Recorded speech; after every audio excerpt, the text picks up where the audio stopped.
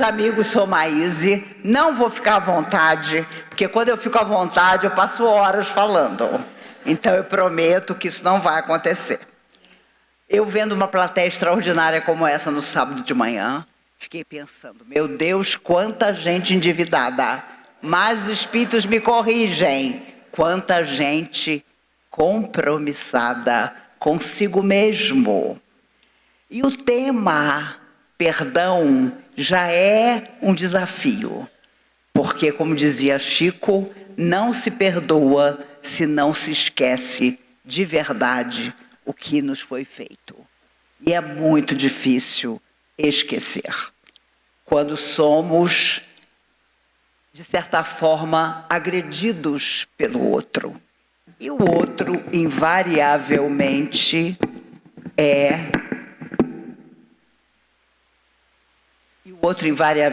alguém que não tem cuidado conosco. E por isso nos ofende, por isso não nos enxerga. E se há um problema que está acontecendo nos dias de hoje, é não haver o olhar nosso na direção do nosso semelhante. O Chico, andando por Uberaba, percebia que tinha um rapaz que toda vez que o via, se escondia atrás de uma lata de lixo, atrás de um poste. E ele começou a pensar, meu Deus, eu não sei quem é esse rapaz, mas eu devo ter feito alguma coisa muito séria para ele, porque ele foge de mim. Um dia o Chico conseguiu segurar o rapaz e disse, meu filho, seja o que for que aconteceu, seja o que for que eu tenha lhe feito, me perdoe. E o rapaz caiu em pranto. Chico, sou eu que falo mal de você por Uberaba inteira. E o rapaz fugia do Chico, porque achava que o Chico sabia que ele falava mal. E o Chico abraçou e disse, meu filho, eu nunca fiquei sabendo de nada. Porque é claro que as pessoas consideravam que o rapaz era um perturbado e não contavam para o Chico que ele falava mal, inclusive, obviamente, do trabalho que o Chico desempenhava. Quando a pessoa, muitas vezes, de forma equivocada sempre e inesperadamente nos ofende, muitas vezes ela está invejosa da nossa situação pessoal ou, principalmente, daquilo que ela acha que nós somos. Nós nem somos, mas ela considera que nós já temos determinadas facilidades emocionais que ela não tem. E isso hoje é motivo de muita inveja. Há anos atrás eu tinha uma cachorra e todo dia descia com ela. E eu encontrava um vizinho no elevador e dava bom dia para ele. Ele, com uma cara horrorosa, olhava para o chão do elevador e não me respondia. Ele tinha um filho adolescente. O rapaz se envolveu com situações difíceis e ele procurou a comunhão espírita. Numa noite em que eu era a orientadora, e o rapaz e o pai caíram na minha sala. Ele, muito constrangido, me reconheceu, é claro, contou a situação do filho. Conversei com o rapaz. Eu, iludida, pensei, amanhã, quando eu entrar no elevador, ele vai abrir um baita sorriso para mim e vai dizer, obrigada. No dia seguinte, eu entrei no elevador e imediatamente ele disse, agora eu sei quem é a senhora. É uma maluca espírita. Por isso que a senhora entra com a cachorra e me cumprimenta. A senhora me dá bom dia. A senhora parece sempre bem-humorada. Ele estava com raiva de mim. Ele não imaginava que ia me encontrar trabalhando na comunhão e que o filho dele ia cair comigo. Então não adianta. Quando a pessoa tem que ter uma animosidade com você, ela tem. não importa qual seja o motivo. E é óbvio, Jesus passou por tudo isso, porque ele viveu em todos os instantes da sua vida a maior de todas as animosidades, que era a humanidade não querer aceitar que a alma mais perfeita que já veio à Terra pudesse falar de amor, falar de uma proposta eterna de viver e ainda assim fosse para a cruz. Na cruz, Jesus, claro, preocupado com Maria, que ia ficar sozinha, estabelece para João, o seu mais jovem discípulo, a tarefa de cuidar dela. Filho, eis aí tua mãe. Mãe, eis aí teu filho. E nos 13 anos seguintes, até que Maria desencarnasse, foi João que cuidou dela. E é óbvio, existiu renúncia da parte de Jesus. Eu não acredito que ele estivesse tranquilo em relação a Maria, que era a mãe que ele adorava. Então, a colocou sobre a responsabilidade de João. E João cumpriu a responsabilidade nos anos que viriam. Quando a pessoa, muitas vezes, se vira de costas para nós, ela também está com problema em relação às responsabilidades que ela sabe que nós levamos em frente. Porque se há uma coisa que muita gente não perdoa, é a sua coerência, é o seu não desistir, é o seu bom humor. E eu poderia elencar outros motivos que hoje são motivos de inveja. Eu sempre conto que quando a pandemia começou anos atrás, eu tinha certeza que nós sairíamos dela melhores do que entramos, mais solidários, mais amigos, e isso não aconteceu, porque nós perdemos essa sintonia com o que precisa de nós. Dentro da casa espírita também. Eu me recordo de falar para as pessoas, vamos nos preparar, porque quando essa pandemia passar, as pessoas vão procurar as casas espíritas. Mas raras casas se prepararam. A maioria, inclusive, fechou as portas e não abriu mais. Porque é claro que o passado, nós somos o passado em forma de presente, ainda pesa em nós, na nossa conveniência, na nossa preguiça. Ah, assim que eu puder, eu vou ser voluntário. Sempre acontece uma coisa na sua vida para você não ser voluntário. E eu conheci muita gente que morreu prometendo que um dia ia ajudar. E nós ultrapassamos a fase da casa espírita. Nós precisamos estar exemplificando o que a doutrina espírita nos ensinou em toda parte. Porque portas adentro da casa espírita é fácil. Vocês acham que 72 horas de nós estarmos aqui hoje, os espíritos não imantaram todas as paredes para nos receber? Para receber os desencarnados em muito maior número do que somos nós, os encarnados dessa manhã? Que eles não foram atrás de cada um presente aqui, e até aqueles que não puderam chegar, para saber como ajudar? Para saber como tratar, enquanto nós estamos aqui conversando. Mas nós nos esquecemos disso.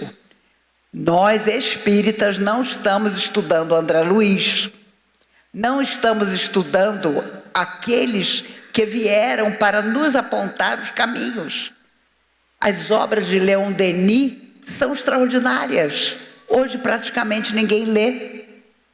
No Invisível, Depois da Morte, obras incríveis, mas nós não estamos com tempo para isso.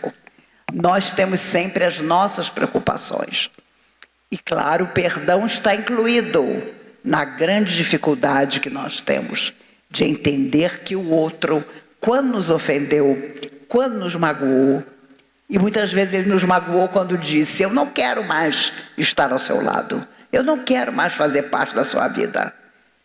E aquilo que nós não perdoamos permanece conosco.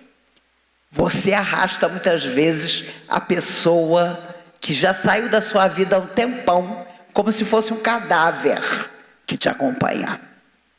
Porque você não aceita que o outro seguiu outros caminhos.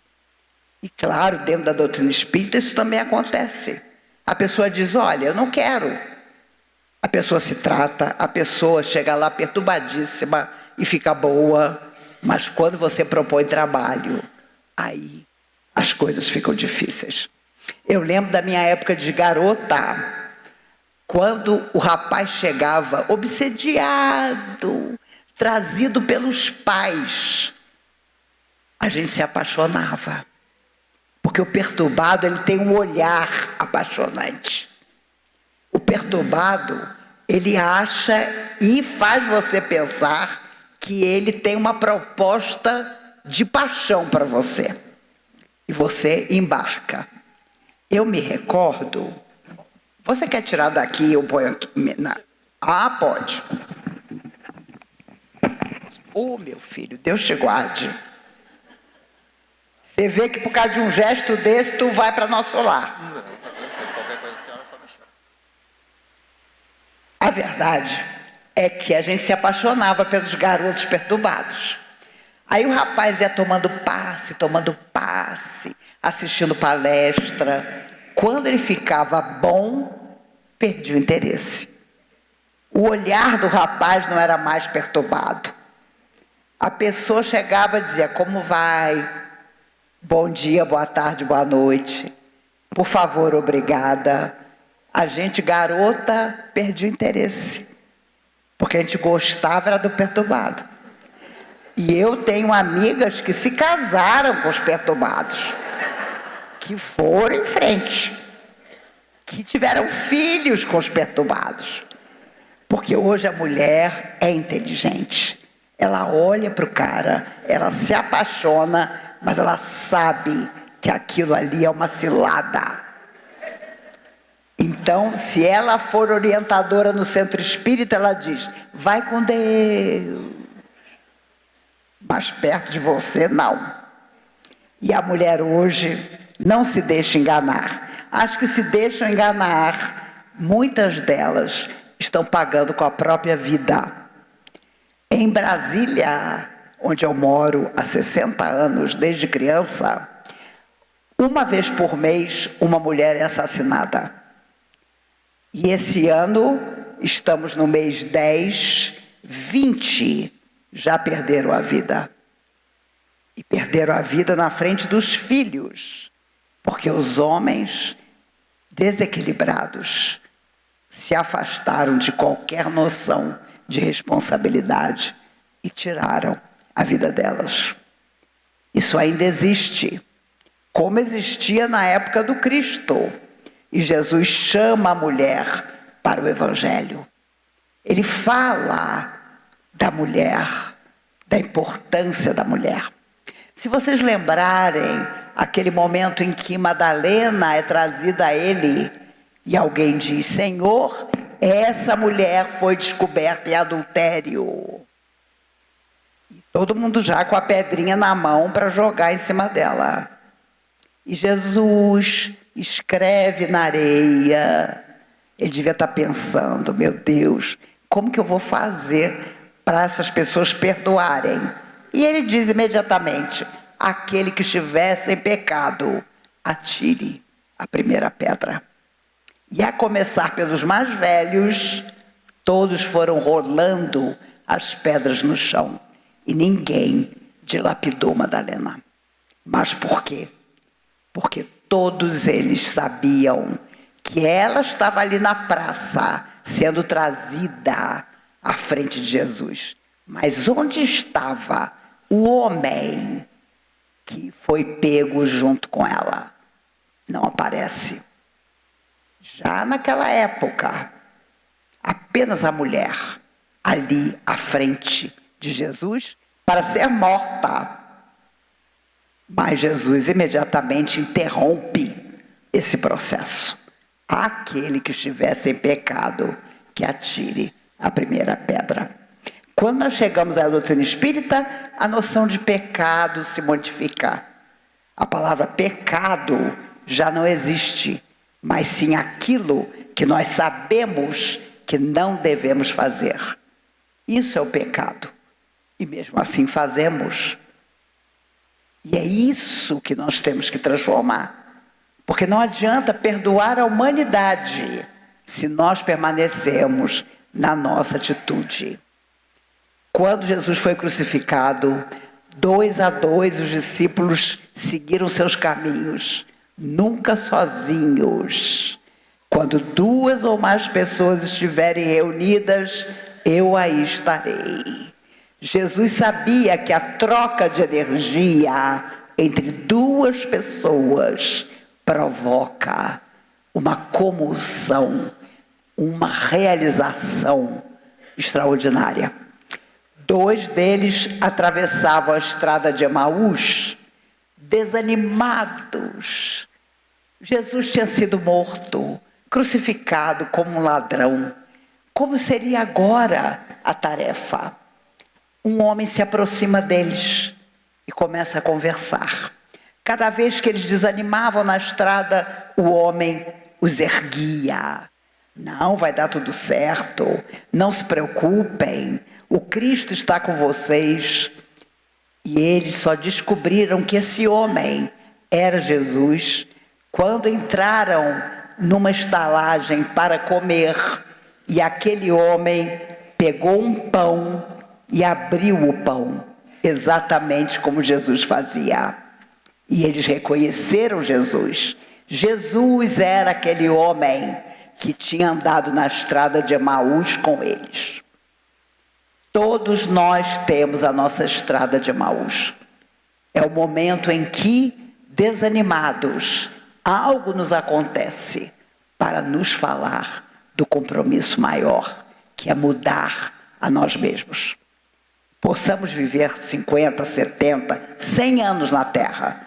É só um estágio da nossa alma em processo de evolução. Portanto, como não desculpar? Como não desculpar a nós mesmos? Eu confesso a vocês que quando os amigos oradores falam de auto-perdão, eu não tenho muita paciência. Porque nós temos que não ter motivo para nos perdoar. Nós temos que seguir fazendo tudo que for possível para sermos felizes, fazendo os outros felizes. Eu sou tão antiga no espiritismo que eu sou da época que a pessoa chegava no centro e dizia: eu vim porque eu estou sofrendo muito. E você dizia para ela: que bom que você está sofrendo, porque sofrer é resgatar, sofrer é mudar, mas não para todo mundo. Nós tínhamos um amigo, ele está até hoje na doutrina, e o pessoal falava mal dele, era o Marcelo Corrotec. Na época, havia um cometa que aparecia a cada não sei quantos milhões de anos, chamado Corrotec. E o apelido dele era Marcelo Corrotec. Um homem inteligentíssimo, hoje já com 70 e tantos anos. Mas ele aparecia de vez em quando, nas reuniões de mocidade. E depois da gente estudar Gabriel Delane, Camille Flammarion, que eu sou tão velha que sou dessa época, que você estudava Camille Flammarion. Hoje as pessoas perguntam: mas quem foi Camille Flammarion? Eu não sei como é que as pessoas não estão perguntando ainda quem foi Kardec. Porque estudar, o pessoal não está estudando, não. Bom, Marcelo, quando a reunião acabava, eu dizia: alguém quer falar alguma coisa? Ele levantava e dizia: apesar dos estudos, vocês ainda não me convenceram que sofrer faz evoluir. E nós ficávamos: meu Deus, coitado do Marcelo. Hoje eu dou toda a razão para ele. Ele sempre assiste a minha palestra do primeiro sábado na comunhão.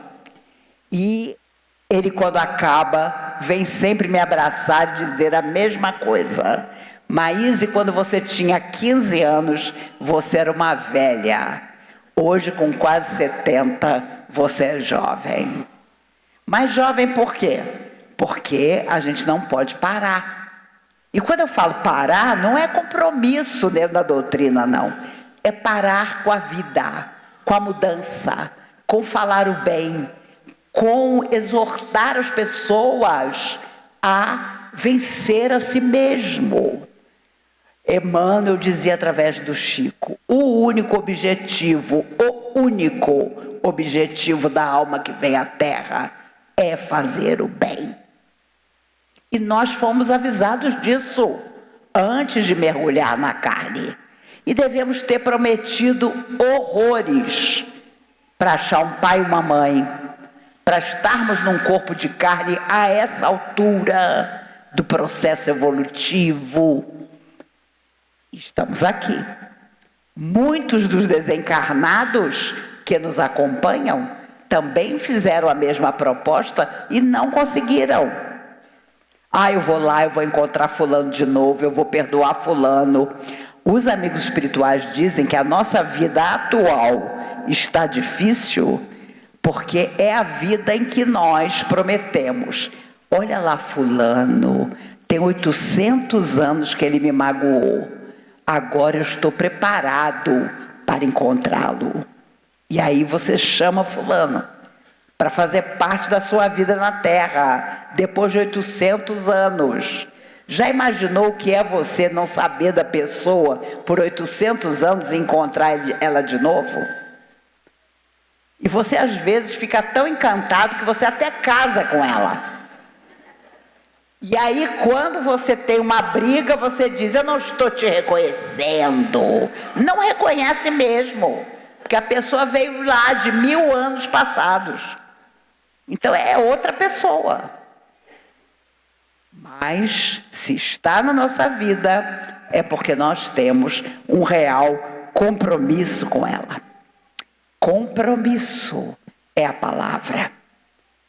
Quando o Chico começou, depois surge uma outra pessoa que, para o plano da espiritualidade, faria um trabalho com ele, Chico. Chamava-se Valdo Vieira. Era um médico, um homem inteligentíssimo, jovem. Tinha tido o estudo que o Chico não tinha tido. Qual era o plano dos espíritos? O Chico ia psicografar o Evangelho. Valdo, a ciência. André Luiz estava preparado para continuar o seu trabalho depois dos seus livros com Chico, através de Valdo Vieira. Mas, em 66, eles vão aos Estados Unidos. E quando os dois chegaram lá, qual era a proposta dos americanos? Vamos colocar vocês na televisão. Emmanuel disse, não. Vamos à livraria autografar livros espíritas. Televisão, agora não. O Valdo já ficou contrariado, porque ele tinha o pensamento de aparecer na televisão. E o Chico obedeceu Emmanuel. Aí começou a dificuldade. Lá nos Estados Unidos, Chico volta como sempre. Valdo se apaixonou por uma mulher americana. Claro que ela não era uma pessoa equilibrada. E ali começam as lutas. Os dois, Chico e Valdo, se separaram. Valdo disse, não quero mais a tarefa que os espíritos estão propondo para mim. Foi uma escolha dele. E claro, ao longo dos anos, perguntavam para o Chico, Chico, e o Valdo? E o Chico, daquele jeitinho, dizia, Valdo é uma pessoa extraordinária. Valdo seguiu outro caminho, porque ele é de uma inteligência incrível. Mas para Valdo ficou uma coisa, a mágoa de não ter sido um Chico Xavier. E até o final da vida, ele criou uma outra ciência, trocou o nome das coisas que aprendeu na doutrina e levou muita gente a um processo complicado. Ele, há anos atrás, antes de desencarnar, fez uma palestra na UNB, na Universidade de Brasília. Ele estava num processo tão difícil da sua mente, que os pais dos alunos, para quem ele falou, no dia seguinte, foram ao UNB, exigindo do reitor da época que ele nunca mais fosse convidado para falar aos jovens. E ele morreu criticando Chico Xavier, porque ele nunca perdoou a ele mesmo de não ter cumprido o compromisso, e ao Chico de ter cumprido até o fim. Mas muito antes, quando os dois ainda estavam trabalhando juntos, houve um episódio que parece tolo, mas que já demonstrava a diferença. Estavam os dois na máquina de escrever.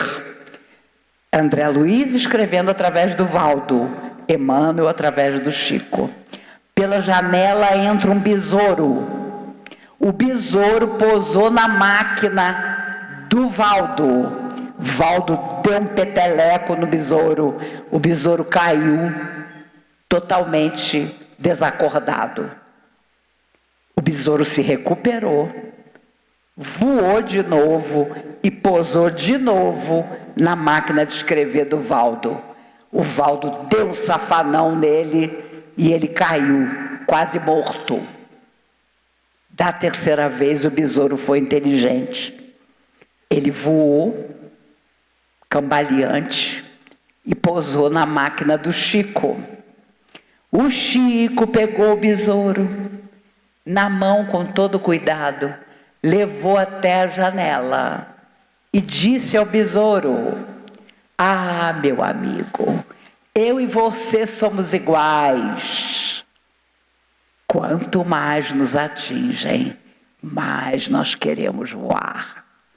E soltou o besouro pela janela. Ali estava a diferença entre os dois, que mais tarde se transformaria em separação. Chico, tenho certeza, não guardou mágoa, porque ele sabia que cada um deve seguir seu destino. Mais uma vez, um amigo me contou que o nome do Valdo apareceu na conversa na casa do Chico. O Chico mudo, todo mundo falando mal do Valdo, Chico calado, tomando aquele cafezinho, pão de queijo. Quando o Chico se levantou para se despedir, as pessoas disseram: Chico, você não fala nada? E o Chico disse: calmo, eu penso que graças a Deus não fui eu que psicografei conduta espírita. Porque quando os espíritos psicografaram conduta espírita, o Chico estava doente. E Valdo Vieira psicografou sozinho conduta espírita. Mas cada página de conduta espírita é uma condenação ao que o Valdo fez depois. Que não foi simplesmente ir embora, porque todos nós podemos ir, mas falar mal daquilo que ele sabia que era verdade. Falar mal de quem ficou no compromisso. E olha, quanto mais nós formos coerentes em nossa vida, mais vão falar de nós. Bette Davis foi uma mulher, uma atriz maravilhosa, que na década de 30 decidia a própria vida. Ela casou-se 2 vezes. A primeira com um homem que a maltratava e a segunda com um homem que foi o seu grande amor, que a respeitava E trabalhou, inclusive, no mesmo filme que ela, um clássico da década de 40, A Malvada. Ela não era uma mulher bonita para os padrões de Hollywood, mas inteligentíssima. E foi a primeira mulher no cinema a acender um cigarro, o que foi um escândalo para a época. Ela era competente, ela era daquelas que escolhia o seu diretor, o seu cameraman. Ela mesma, ela tinha uma frase que eu adoro e que diz assim: eu sou boa no que eu faço, tenho até inimigos para provar. E se você for bom no que você faz, seja o que for, você vai ter adversários. Ah, é a sombra que me persegue. Não é não. São os encarnados que não aceitam que você seja minimamente correto, coerente e compromissado. Hoje as pessoas dentro e fora das religiões fogem do compromisso. Estamos fugindo de nós mesmos, daquilo que nós viemos fazer. Então, tem problema na casa espírita aos montes, porque as pessoas chegam à casa espírita grandemente necessitadas, melhoram grandemente, mas na hora que você fala de trabalho, elas não querem. E doutrina espírita sem trabalho e sem Jesus não existe. Já houve movimentos na casa espírita para tornar filosofia e ciência, afastando Jesus e o Evangelho. E uma vez Chico Xavier disse: se tirarem Jesus do espiritismo, me avisem, porque eu vou sair da doutrina espírita, porque sem Jesus não dá. Então, sejamos coerentes. Não, eu não perdoo, porque eu não esqueço, mas compreendo que fulano não estava num bom momento, como eu também não. E claro, hoje em dia, na maioria dos casos, não existem os dramas de antigamente. Antigamente você não gostava da pessoa, degolava a pessoa. Já passava uma espada e estava ótimo. As mulheres eram obrigadas a se casarem com quem os pais determinavam. Isso gerou processos kármicos dificílimos, que até hoje repercutem. Hoje, se um pai disser para uma filha: eu quero que você case com fulano, ela cai na gargalhada. Mas antigamente, era questão de dever você obedecer à determinação do seu pai. Então, nós mulheres temos uma dificuldade. Até hoje, nós somos chamados a um compromisso maior.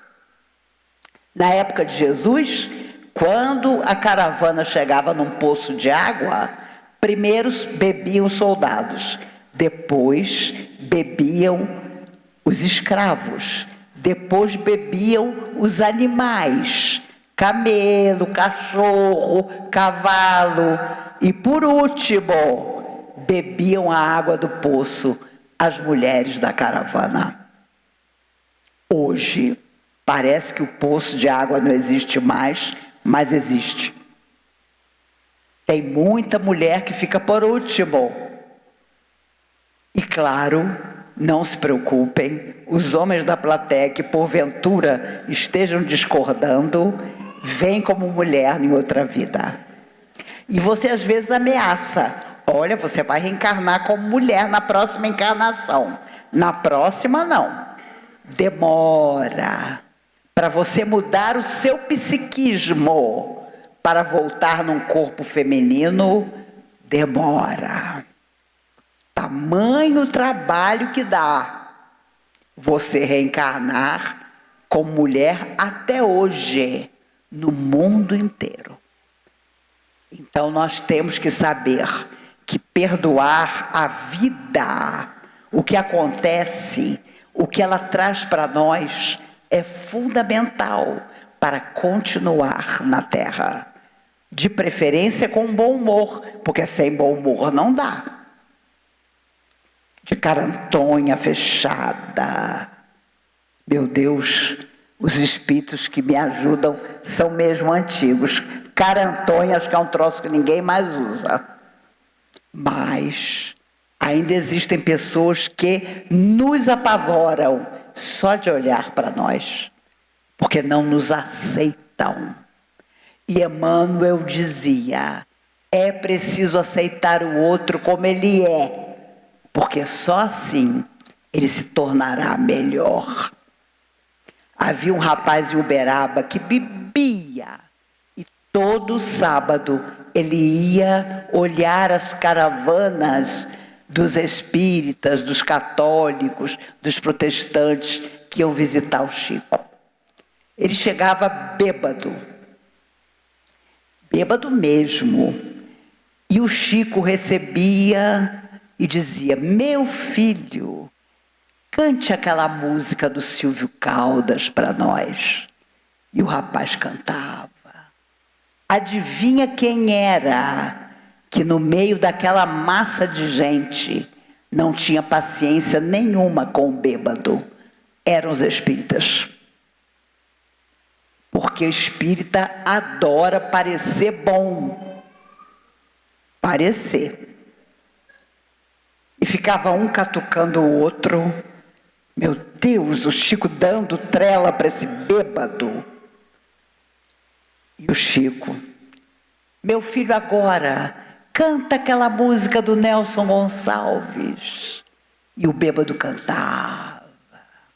Agora aquela do Orlando Silva. E o bêbado cantava. Mas o que as pessoas não percebiam é que quanto mais ele cantava, mais a bebida desaparecia do seu corpo. E quando o Chico se despedia para a caravana seguir, ele dizia, meu filho, agora canta uma última daquelas que eu gosto. E ele cantava para o Chico. Aí o Chico o abraçava e seguia com a caravana.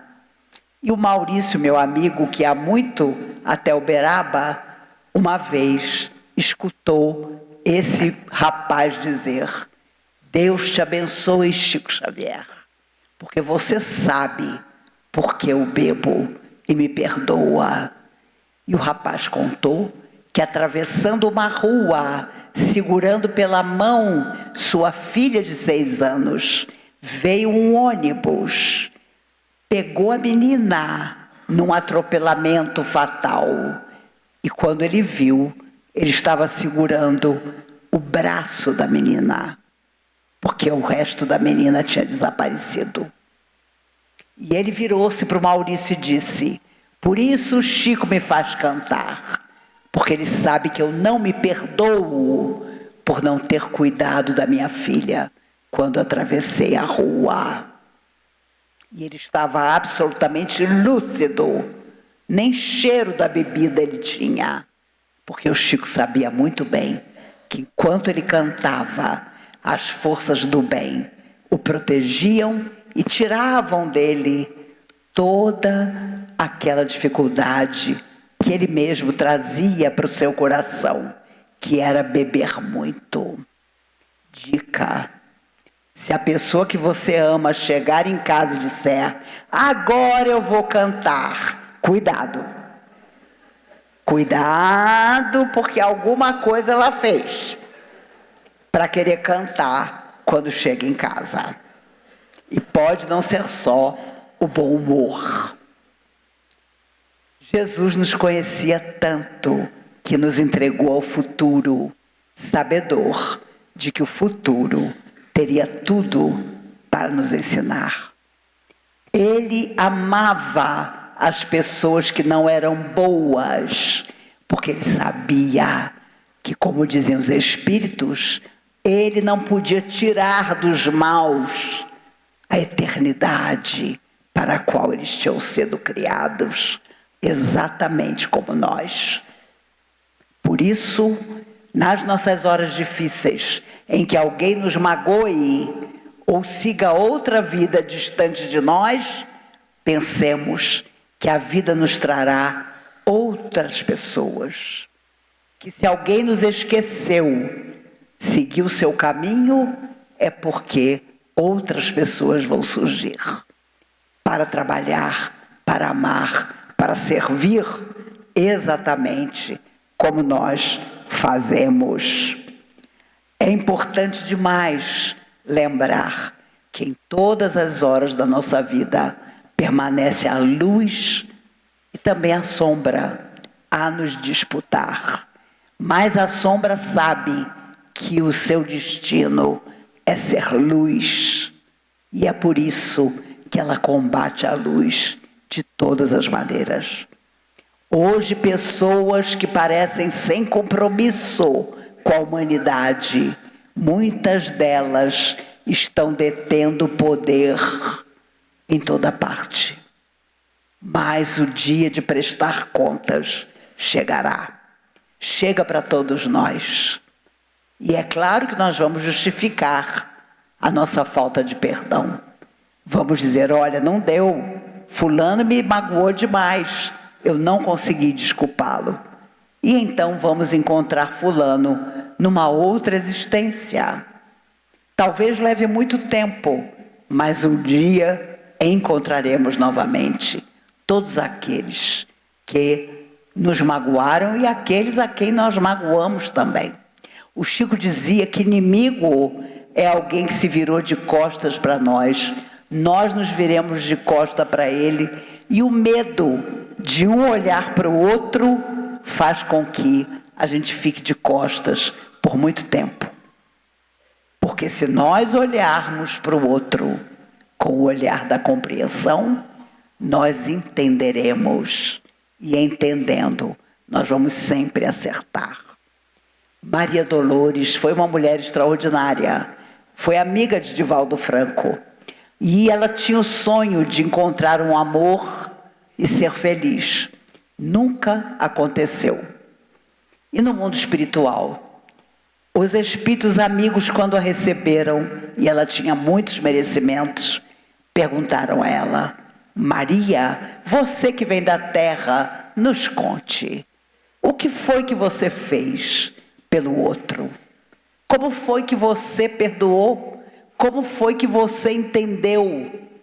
E ela, surpresa com as perguntas, não encontrava resposta. Ela queria perguntar por que ela tinha sido sozinha a vida toda. E no final da poesia linda que ela escreveu contando essa história através do Chico, ela diz: ah, Senhor, que surpresa o que me encontrou no além. Eu apenas quisera ser amada, não amara ninguém. Se algo eu podia desejar nessa manhã é que conosco seja diferente. No dia que formos chamados à verdadeira existência, deixando o corpo de carne, que a nossa história seja boa, que a nossa história seja interessante, sejamos espíritas ou não, vamos ser fraternos em todo lugar, vamos ser educados, vamos ser gentis, vamos ensinar a quem vem depois de nós palavras sagradas, como bom dia, boa tarde, boa noite, obrigado, por favor. Coisas que parecem estar esquecidas. Amanhã, em São Leopoldo, a proposta é falar sobre o jovem e o espiritismo. Meu Deus do céu, vai ser complicadíssimo. Por quê? Porque o jovem hoje não está no espiritismo. Atrair o jovem hoje é quase impossível, porque ele chega na frente do computador, ele tem todas as religiões, todas as convicções na frente dele. Para ele chegar a entrar numa casa espírita, é preciso que haja algo muito atrativo. E a proposta mais atrativa será sempre: mude, faça alguma coisa da sua vida. Porque não vai adiantar chegar do outro lado com queixas, com mágoas, com relatório de tudo que podia ter sido e que não foi. Cada um de nós tem dentro de si uma vida inteira que podia ter sido e que não foi. Mas se nós pararmos para nos lamentar, não faremos mais nada. E nós precisamos fazer muito para dessa vez não ser apenas pó. Porque em vidas anteriores nós fomos apenas pó. Nessa vida, ao sair dela, nós vamos ter boas histórias para contar. E na hora que aparecer uma dificuldade para você entrar onde você quer entrar, onde você acha que merece, você tire do seu bolso a manhã de hoje. Olha, eu estava lá, escutei a Maíse, que já era uma idosa, e eu fiquei sabendo porque um rapaz muito gentil perguntou a idade dela. E as pessoas dizem assim: eu quero ir para nosso lar. Gente, nosso lar é umbral. É no umbral. Você tem que sonhar com uma coisa maior. Todos nós saímos de nosso lar, é bom saber. Todo mundo atualmente na Terra, com sorte, saiu de nosso lar. Mas em nosso lar que está aquela mangueira onde você vai deitar por 800 anos? Deve ser lá. Mas o que você vai fazer quando você desencarnar? Eu digo, gente, eu estou perto. Porque as pessoas já estão me perguntando isso.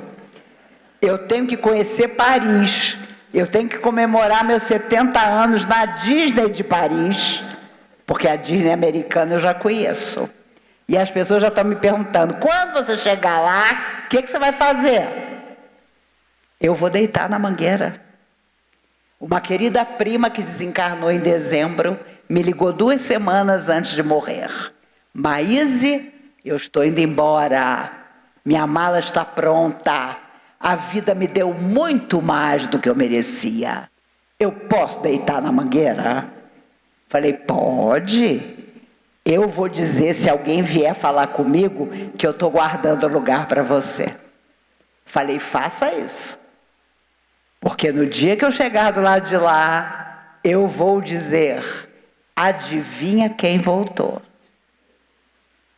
Eu mesma, euzinha. E com sorte, os espíritos vão dizer, dá para fazer uma palestra no abismo? Talvez eu diga, olha, eu vou dar um tempo nessa história de palestra, que eu passei a vida inteira fazendo isso. Quando o Chico desencarnou, foi um tal de receber o Chico. Gente, até um amigo meu, que começou na doutrina na mesma época que eu, começou a psicografar o Chico.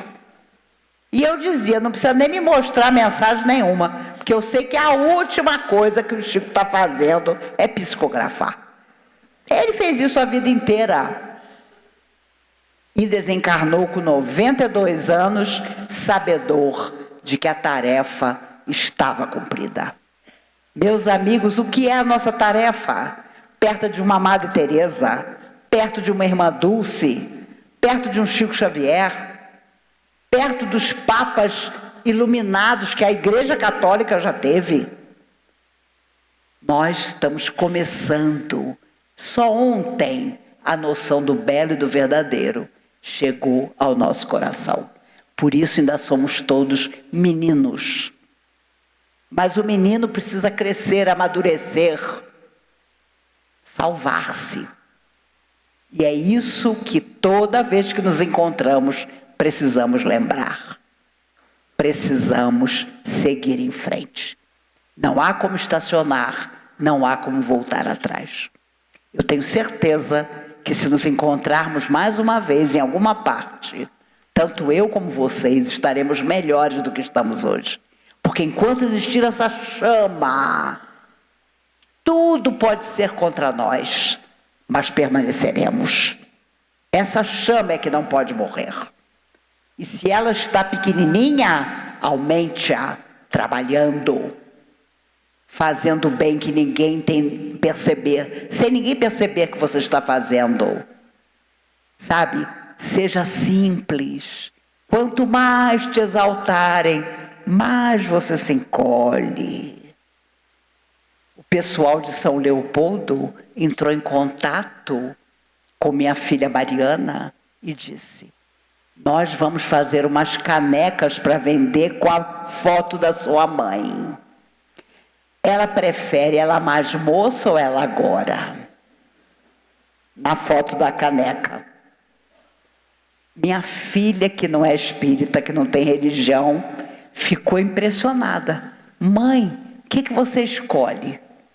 Eu falei, gente, eu estou perto de morrer. Porque estão fazendo caneca com a minha foto. Aí eu, muito ousada, falei, me põe nova. Que eu quero que as pessoas mintam para mim. Que elas peguem a caneca, olhem para mim e digam, você não mudou nada. Isso é uma caridade. Eu tenho uma caridade que eu uso para todo mundo. Meu Deus, os anos só passaram para mim. Não passaram para você. A pessoa está um caco. Mas você fala isso para ela, ela se renova. E é isso que nós viemos fazer. Ser bons. Ser bons. Isso é nos perdoar. É fazermos o bem para sermos melhores. Para chegar do lado de lá e alguém nos ter recebido, dizendo, bem-vindo, amigo. O mundo ficou um pouco melhor, porque você viveu nele. Vamos fazer isso. Divaldo Franco, o tribuno espírita, recentemente retornado ao mundo espiritual, aos 98 anos. Quando eu era garota, ele começava a sua palestra dizendo, emocionado, de olhos fechados, abençoe-nos, Jesus, o amigo incondicional das nossas almas. Nas nossas horas mais difíceis, e ainda haverá várias, não nos esqueçamos disso. Jesus é o amigo incondicional de todos nós. Importa pouco o que nos vem a acontecer, mas importa muito como nós vamos reagir a tudo que nos acontece. Que o grande perdão que a vida nos traga seja caminhar, fazendo todo o bem que for possível, sem nenhum rótulo de religião nenhuma, porque no futuro todos nós seremos conhecidos simplesmente por amar. Isso nos unirá a todos no mundo inteiro. Hoje, como é que você pode dormir à noite vendo as crianças em Gaza com o prato vazio, desesperadas, em busca de uma sopa rala, horrorosa? Você sabe o que está acontecendo nos países da África, onde a miséria é absoluta? Não sabemos, porque temos à noite uma cama confortável para esquecer. No dia em que nós não dormirmos, porque a dor do outro nos impressiona a ponto de tentar mudar essa dor, então seremos verdadeiramente cristãos. E por isso Nietzsche, o filósofo, o pensador, o professor, que tirou a própria vida num gesto de loucura, dizia sabiamente, o único cristão morreu na cruz. O único cristão morreu na cruz. Nós ainda estamos no caminho para sermos verdadeiramente bons. Por isso, meus amigos, que nós sejamos simplesmente bons, mas vamos ser felizes fazendo os outros felizes. Porque um dia vão nos perguntar em alguma parte, e você? Você foi feliz? Vamos escolher a nossa felicidade, caminhar por ela na certeza absoluta de que Jesus é mesmo o amigo incondicional das nossas almas. Muito, muito obrigada pela paciência com que vocês ouvem esta idosa. Vocês viram que os últimos 2 degraus daquela escada foram um desafio para mim. Eu passei 20 dias no Rio, fiz 15 palestras e um programa de rádio. Voltei há 10 dias atrás. Até a escada em caracol eu subi. Quando eu olhei a escada, eu falei, eu posso morrer agora. Porque eu vou chegar e vou dizer, eu subi uma escada em caracol. Quando eu voltei para Brasília, falei para o meu professor de Pilates, eu subi uma escada em caracol. Ele não acreditou. E eu falei para ele, você vai fazer exercício comigo para eu poder ter na minha sala um tapete cor-de-rosa peludo, sem que eu tropece e caia. Mas eu prometo a vocês, cada um de nós tem o seu limite. No dia em que, para subir os últimos degraus de uma escada, eu precisar de um guindaste, chegou a hora de parar. Porque há um momento em que a gente para. Agora não dá mais. Mas até que esse dia chegue, que nós sejamos muito felizes.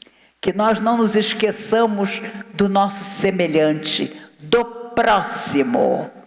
E nunca nos esqueçamos também do que o Cristo afirmou, inesquecível, a cada um, segundo as suas obras. A cada um, segundo as suas obras. Que Ele nos abençoe e guarde, hoje e sempre. Muito obrigado. O querido amigo vai retomar a palavra. Ele está morto de arrependimento de ter me perguntado quantos anos eu tinha. Mas ele vai se penitenciar, vivendo até os 100 anos. Eu não vou estar mais aqui, mas alguém vai perguntar a ele, qual é a idade do senhor?